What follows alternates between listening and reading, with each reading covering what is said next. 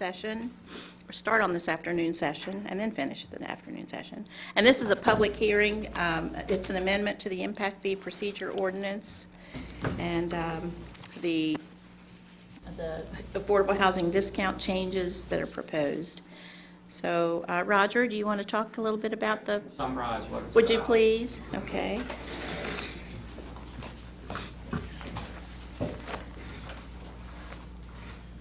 West Virginia State Code, Chapter 7, Article 20, Section 7A, which is impact fees for affordable housing, states that the legislature finds that there's a lack of affordable housing in counties that impose impact fees, and that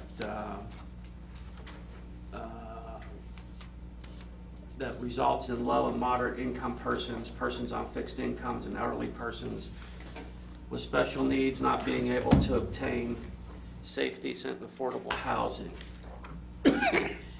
Therefore, a county imposing impact fees shall enact an affordable housing component with a discount impact fee schedule based upon the new home's value compared to the most recent annual single-dwelling residential housing index, and that this discounted impact fee schedule shall take into account, and in this case what we're here for today is apartments and condominiums. In order to better promote the development of lower cost affordable apartment complexes and condominiums, the County Commission wanted to propose an amendment to the impact fees procedures ordinance that will set the threshold at a lower level for qualifying for the discount, thereby encouraging development of lower cost apartment units meeting the demographics cited in the state code. The proposed ordinance amendment, and that's in the draft ordinance amendment, pages 19 and 20, sets the apartment and condominium threshold at 40% of the average housing cost index instead of the current 60% in order to qualify for the affordable housing discount. The proposed discounted fee amount is shown at 40% for apartments and condominiums. The full fee amount would be $4,513. If they fall below the 40% threshold, then they would get a discounted fee of $1,805.20. Would you repeat that last number for me? $1,805.20. Okay, thank you. So on February 7, 2019, the County Commission accepted the proposed ordinance amendment as presented and moved to advance it to a public hearing prior to considering adoption. And so that's all outlined on pages 19 and 20, that for single-family townhouses, duplexes, etc., mobile homes, the threshold still stays at 60%, but for apartments and condominiums, it drops to 40% to qualify. And so that amendment is shown there, and then we have a motion. I don't know if you'll take that up today. That's proposed here. So that's myself. This all came about as a result of new building or apartment building, essentially using the code to their advantage when maybe it shouldn't have been used that way. So we need to adjust the percentage to reflect the true value. You can't have apartment units being more than mortgages on houses and being affordable housing, so. The point of it is to, the point of the Affordable Housing Amendment is to reduce the cost of housing so that they don't have to pay the impact fee and to provide affordable housing in the county. And what we're finding is that apartments who qualify are not providing affordable housing because of the scale, the economy of scale that they have in building such a large building. But, once they're finally built, the rent is not what we would consider affordable. So we're trying, and that's why we're setting a different threshold for apartments versus single-family homes, because it's not the same, and we're trying to achieve the same goal of providing affordable housing, whether it be in an apartment building or a single-family home. So I have a question, and is it calculated on each unit within the apartment complex, or is it calculated on the entire complex? The way we've done it is we get an appraiser because the assessor doesn't have the resources and the data to appraise it. So we've hired an independent appraiser who goes in and appraises the entire property, comes up with the market value of that property, then we divide it by the number of units, and that's the Okay. value per unit, and then we see where that number falls in relation to the average housing index. And in this case, both times, that value per unit fell below the 60% threshold. Okay, all right, thank you, that answers my question. Does anyone else have a question? Well, I guess it wouldn't make any difference whether it was, you have an apartment complex, but maybe it has a mix of, you know, studio apartments, 3-bedroom apartments. I mean, I don't know, the whole unit would be affordable if they have enough studio bedroom apartments, and then it would apply to all of them? Or, you know, I don't know. I mean, it Do you would, see what I'm getting at? it would make more sense to base it on the rent that the potential rent. Right. Unfortunately, the state code says it has to be based off the residential housing index. So there's no, and the residential housing index talks to the median value. Right, okay.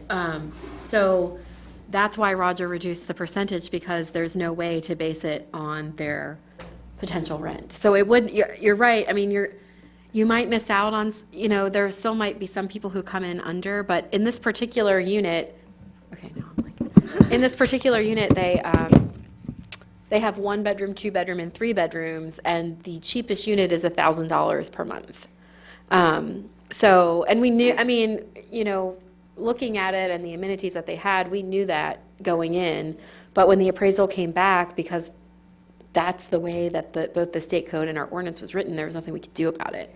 So it would make more sense to say, look, if you're going to offer some of these units at an affordable rent, we could give you a discount, but unfortunately, the state code doesn't let us do that, and that might be something we want to address with our legislators, to say, change this, Yeah. you know, make a differentiation between single-family housing and apartments. It would be real Or simple if they distinction. just in state code said, for condominiums and apartments, you shall offer a 50% discount on the impact fee. If they just made it a flat thing. Yeah. And then you don't have to simple, get into right. hiring appraisers and going through Oh, the yeah, whole. I see what you mean. Yeah. There could be a much simpler solution to it. Yeah, Yeah. okay. Oh, interesting. Yeah, it is, thank you, Roger. And I assume this is just you know, it's the construction of it, so it's a one-time determination, it's not, and I guess this dumb question is, how's that guarantee that's affordable housing in the future?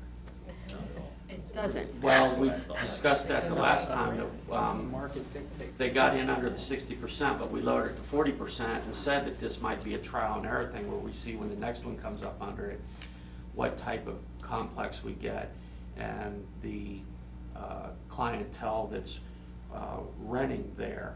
But we certainly believed that, looking back after the fact, that the facility is not serving low to moderate income persons, persons on fixed incomes, the elderly, persons with special needs. It just doesn't appear to be that way, and especially, in my opinion, if you look at that, they've got a community center, a fitness center, and I think there might be a swimming pool, and there's a dog park.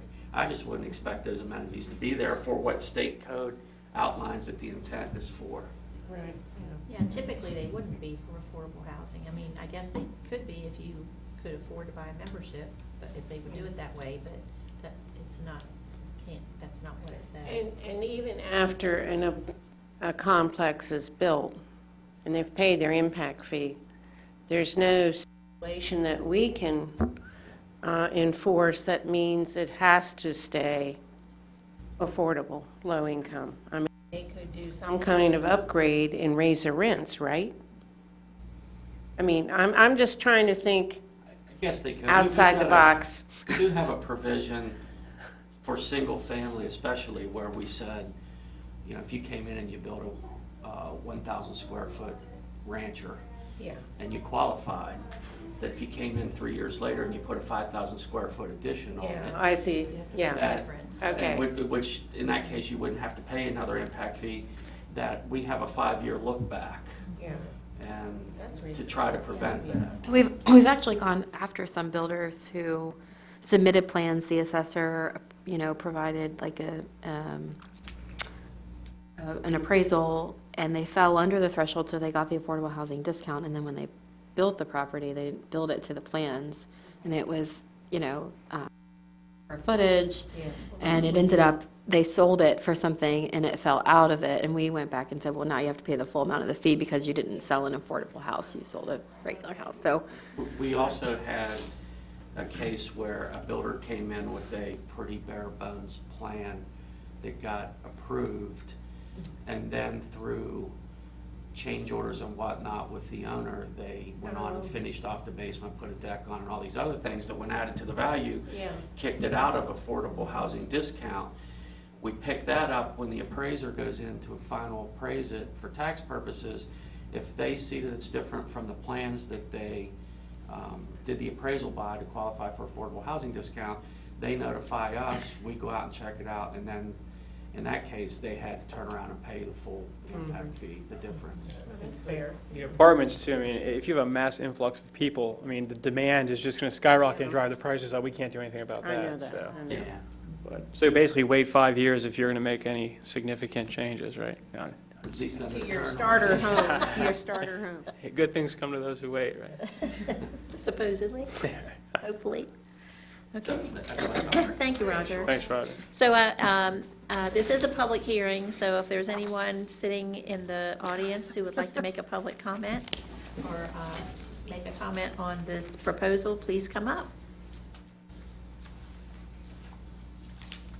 Okay, no one's approaching, so I'll close the public hearing, and let's see, do we, The ESA budget, number 12. yeah, that's it. So is this open for 2 weeks though? Yeah, we usually do leave it open for 2 For weeks. 2 weeks in the event that we get written comments. So, okay, thank you, Roger. Thank you. Okay, we're now down to number 12, ESA budget request. And Jane, that's yours. Yes. I believe maybe you understand where I'm at. To do the 5% merit increase for ESA. We cut it during the budget to 1.4, and as it's been explained to me by Director Kaiser, they actually do a 1.4 and a 0.5 merit increase, and they really need that to keep their salary schedule moving forward instead of backwards. Okay. Well, I did pull a little bit of history just so that we can get a comparison of what ESA has received in recent years compared to our other county employees. Fiscal year 16, our employees received a $500 flat increase, and ESA employees received a 2.6% COLA.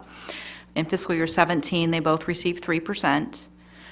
Fiscal year 18, county employees received 1.2%, and ESA employees received 3%. Fiscal year 19, county employees received the merit increase only of about 2%. And then ESA employees, I think they also received a 3% COLA, but I'm not positive on that. But I know they definitely received the comp salary, or the class and comp adjustment, Okay. which was for the majority of the employees 12 to 15% increase. I knew it was big, Right. but they were pretty far behind, too. Correct. So I just worry about the message that this is sending to other elected officials and our county employees with the disparity that, kind of exists between how much the ESA employees are receiving versus county employees. However, I do understand that for fiscal year 20, 1.9% will be a little more comparable to what county employees are receiving. And if we were to fund that with the ambulance fee, we would need to increase the fee by 50 cents. For residential properties. So instead of a $3.50 increase, it would be $4 for residential owner-occupied, and then instead of $4.50, it would be $5 for the non-owner occupied. I do recommend it just to keep us comparable. However, Well, and I appreciate you bringing those the other history, yes. history in. My only fear is if we don't keep up at ESA, these folks get all our good training, and then they just, whoever offers a little bit more, they go there, and we start a revolving door again, and I think we've gotten out of that for the last couple of years, but I don't want it to start again. I think they were behind They were. pretty They far were behind. significantly They were, and I worry too that when Stephanie gets our class and comp study back, Yeah. it's going to show a similar result. And that Yeah. cost is going to be for, closer to 200 employees, It's gonna be even more. $750,000 to $1 million instead of $136,000 for 26 employees. So that kind of gives you an idea of what that's probably going to show us. My only question is, I mean, we always speak in like dollars per household. What is the net total for the entire county as far as an adjustment? Is that extra 50,000 in taxes, or like you said, 50 cents here and 50 cents there? What is, I understand it's for each individual household. Collectively, what is the increase as far as tax increases? It's about 19,000 properties, so it's 50 cents a year. So what is that, an extra 8,000? It's roughly about $9,000 to cover, and that's the cost of the 0.5% that was reduced, was Yeah. 89.73 or 71 or something. It was about $9,000. Well, we want to keep them. We don't want to have to keep hiring new people, training them, and having them move on. And, if that's what it's going to take to keep them here. Yeah, and that's been the past pattern, and we've gotten out beyond, sort of, but we got to keep going. I mean, I agree to the class and comp study for obvious reasons, with hard data to support it. My concern is the disproportionate increases between county employees and ESA, which is significant from what you just told us. Well, So- that was in the past, that's But not this It's still, year. but when you add everything together, they've seen far higher increases over the past 5 years versus our county employees. So I understand the public safety, but I mean, some of those increases are quite extensive. Well, and county employees includes our sheriff and includes our 911 center. They're all public safety also. And they got the same that everybody got. Yeah, well, I mean, I was just trying to segment ESA as far Right. as. Well, unfortunately, though, those folks, once they're trained, they've got that certificate, they can go anywhere that offers marginally higher salary, and we lose them, and then we lost those training dollars too, and what do you call it, the onboarding, or, That's the I unfortunate thing. understand I that. mean, Yeah, but it is. that's why I will not agree to it, so. Well, I want to I'm say, I'm in agreement in doing it, but I think we've all received some emails and some stuff from the fire end who are afraid that if we keep funding the ESA, that it's going to eventually cause them to be phased out. So I do have some concerns about that. When we get into the final budget, I'm just throw it out there, I want to make it a part of the discussion, we do that. Yeah. But I just wanted to make that comment. Well, If I agree with the fire, totally. Yeah, we need to have a big discussion on how We to do. fund the fire. Yeah. Well, I'm going to make the motion to approve the 0.5% merit increase for the ESA budget and to fund the increase through an adjustment to the ambulance fee. Well, maybe I can't make the part about, well, to the proposed ambulance fee increase. I'll second. Any other discussion? Hearing none, all in favor of the motion signify by saying aye. Aye. Opposed? No. Okay, 3-2 vote, the ayes have it. Okay, is there anything else? Thank you, Michelle. Yes, thank you. I think that concludes our, Just for the public, I want to note that Commissioner Tapp had placed the quorum question on the agenda, and we kind of didn't answer that, but we did with regard, it's answered in the memo. Right, right. So I just. It's not if a yes people are or no wondering- answer, you Yes. have to read it all. Right, yeah. If people are wondering why we didn't go back to that, Yeah. it's because it's in the memo. yeah, and that memo will be made public. Yes, so- I'm going to have Sandy put it on the website when I get back. Yeah. Yeah, good point, Stephanie. Anything else for this afternoon? Okay, well, we will stand, actually, Before you do that, Patsy, there was a question about whether we should tell one of these people not to bother to show up. That's right. I think that's a good point, and I think we should. If you can contact him, Mr. Cade. He lives out of state. Yeah. So I think, based on the information we got this morning, I don't think he qualifies. So I think he'll have to be removed from the interviews this evening. Okay. Anything else? thanks, Ralph, for bringing that up. There's no point in Yeah. going if he can't serve. Have one thing. Okay. So, Mr. Fago Diego? will be Yes. calling in. So Okay. that's gonna just like bump everybody down a little bit as far as time, because he only had a half an hour window before Right. he Yeah. gets on a plane. Yeah. He's traveling for work. Yeah. It was short notice. Yeah. Yeah. If you could say that so that the people in the audience. Right. tonight Know that, Yeah. okay, I will do Yeah. that. Well. Yeah, I mean, it's gonna, yeah, I mean, see, he's supposed to call in, I think, at 6:05, so it might bump a couple of other people. But yeah, hopefully, eventually, we'll get caught up. I don't think it'll take too long. All right, and one other thing I want to do for this evening, if everybody is okay with it, I think it would be a good idea to interview the applicants individually, and in, Oh, I see. So that they don't have so the that they don't previous feel like- question. Yeah, so they don't have the previous questions, and they can feel more comfortable and maybe speak more freely. So I would like to do that this evening.